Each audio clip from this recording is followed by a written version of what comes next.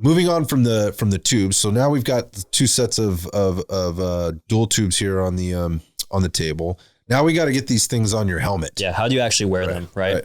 So JP, you've got that Rhino mount. Yeah. Perfect. So the first thing that needs to happen to attach night vision to a helmet, you need a mount. You need an interface between the night vision device and the helmet. And in my hands, I've got two pretty common mounts. There's a couple others out there, but we'll talk to these. And I've got a Wilcox G24 in this hand right here. And we've got a Neurotos Rhino mount in my other hand. Now, the Neurotos Rhino mount is a very common mounting solution for PVS-14. It's like the most issued mount in the military for all the PVS-14 users. And, it lets you adjust height. It lets you adjust angles. It's a force to overcome, meaning you just grip it and rip it and fling that thing over your head. But it's not the most stable. It's heavier. And when it comes to mounting dual tube modern night vision, it's not the best solution. So here comes the Wilcox G24. And for a lot of people, this is a familiar sight. Every soft unit. So right out of the gate, one of the things that strikes me about the difference between the two is the length or the leverage, the lever that's going to be on your head. The Wilcox mount is compacted. So think about like an accordion almost being compacted down against your, for lack of a better term, your forehead, right on the front of your helmet.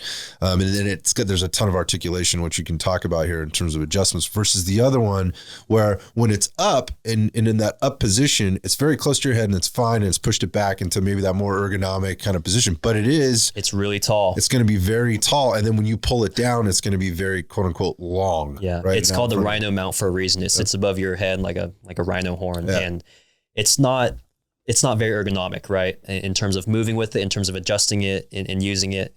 So the Wilcox G24 has become this gold standard in the night vision community. Pretty much every person is running this if you're running dual tubes.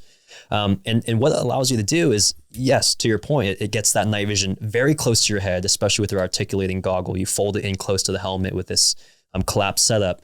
And it has every which way imaginable of adjustment. So we can adjust height, up and down to vertical height. We can adjust fore and aft, and then we can adjust the actual angle of it with the side knob. So every single way you can possibly imagine, this can do it.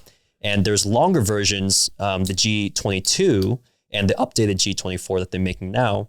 It has even further fore and aft adjustment for when you're wearing gas mask or goggles. So this is important because if you're wearing iPro, and there's a lot of different types of iPro out there, and you should be wearing iPro, right? Or obviously, if you're going to put a mask on, I don't train in those, but you want those micro adjustments. Yep. Because you need to adjust, just like looking through an optic, some type of a rifle mounted optic. There is that distance that needs to be closed so that you get a clear visual picture. So like the eye box or scope shadow, right? Exactly. So that you can fully see. And anybody that's looked through a scope and go, I don't see anything, right? And they're either too close or too far away. Right. They know they have to adjust forward or back, move that head forward, or get that maybe extend that buttstock or whatever to get the optic further in front of them. There are micro adjustments that can be made with this Wilcox mount. And when I was using it, I really enjoyed that because it gave me I could play around with it a little bit and figure out exactly what worked for me. And man, once I had it dialed in, like I could flip it up, pull it down. It was right in the right spot every time. There was no messing around with it. No problem at all. Yeah. So there's a reason that these have become the gold standard. I really like them. Now, moving on from the mount, right? So on the helmets themselves, they have a shroud, and on different helmets will have different shrouds. Different shrouds have varying levels of quality. You want a quality shroud. Wilcox shroud, OpsCore shrouds, they have the pretty decent tolerances. But even on this OpsCore shroud, right? OpsCore, great. And this is what the mount actually attaches to on the helmet. Yeah, so this is screwed into the helmet, and the mount attaches via this little interface here at the bottom, which locks into this mount. But this mount is on the very front of the helmet that the night vision mount locks into. Now, this OpsCore mount, it's legit, all real OpsCore stuff.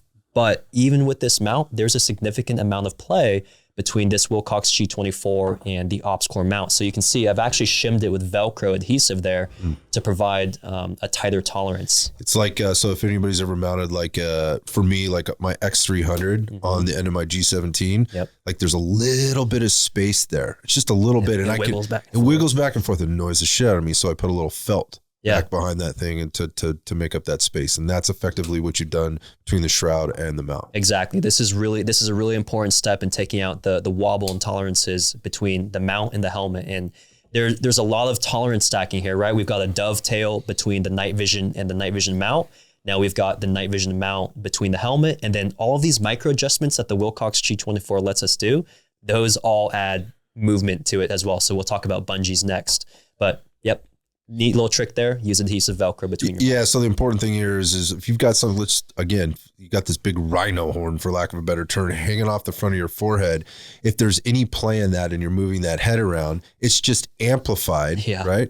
The longer that thing gets and the more play there is, and that is force, rotational force, that then gets transferred into your head and into your cervical spine, right? Over time, we talked about the fatigue, the management model here. You don't want any play in this at all. You want that thing snug to your head, as snug as you can get it from front to back, from top to bottom, because this will add up over time. Not only that, I could imagine that obviously with any play at all, that starts to wear and tear, right? It's just like having, a loose tie rod end, on your car. If you don't address that through that bushing or those bushings and tighten those things down correctly, that will wear and tear. And pretty soon you're going to be faced with early replacement, or worse, catastrophic failure. And when you got $7,300 hanging off the front of your helmet, that's probably not something you want to be dealing with. And by the way, my cervical spine is messed up from all the stupid shit I've already done, so I don't need to be doing any more stupid shit to it. So. There you go. One important feature on the Wilcox mount that I forgot to mention, it has a breakaway functionality. So if you apply enough torque or pressure to the mount, it's going to snap away from the helmet. Oh, that's smart. And this is, for reasons like when you're fast roping down a helicopter, if your nods get caught up in the rope, you don't want to break your neck. You want this to snap off and save your neck. That's where that came from. Yep. Yeah. Now that leads into, right, if my night vision comes out my shroud, do I want it falling on the ground and me losing it somewhere or having it break? Probably not. So we need to talk about retention, right? How do you keep that night vision safe? And there's two methods I'm using here. The first one, I've got some shock cord run through a Velcro kind of CR123 holder. If you guys are familiar with the TRX Arms SBL, it's essentially a homebrew version. And this does a couple things, right? So one, it's able to, let me just get this mount back on the helmet. One, it's going to retain the night vision if it ever falls off the mount, whether it's from the dovetail or from the breakaway, right? So if it's Velcroed here and it's bungeed, right? I'm shaking it, it's going to stay there. So for those of you that can't see, essentially shock cord, Velcro, that's the kind of the male Velcro end attached to the tubes. And then on top, he's got a little Velcro on top of his helmet cover, and he's just Velcroed it there. So worst case scenario, it comes off the mount. Now it's floating around the top of your head. It's banging. You at least know it's come off. Yeah, exactly. And you can reach up and grab them and save them. Pop them back on. Yeah. And this is, a lot of companies sell these similar kind of things for like $50, even $80. If you've got some shock cord laying around, save yourself a little bit of money. Get a little creative. You can throw the extra $80 into your $7,300 setup. There you go. Now, the second thing it does is add a little bit of active shock cord retention, right? So we talked about all that movement, all that slack and the tolerance. This active shock cord retention is going to tighten it up, snug it up so that it's not shaking around as much. So it does two things, right? Provides that retention, but also provides that added stability. Yep. So that's important. OpsCore also has these nice built-in bungees that I've been using that serves kind of the same purpose. So on the DTN VS, I've got little eye-ring, key ring type rings, and the OpsCore bungees just hook onto those.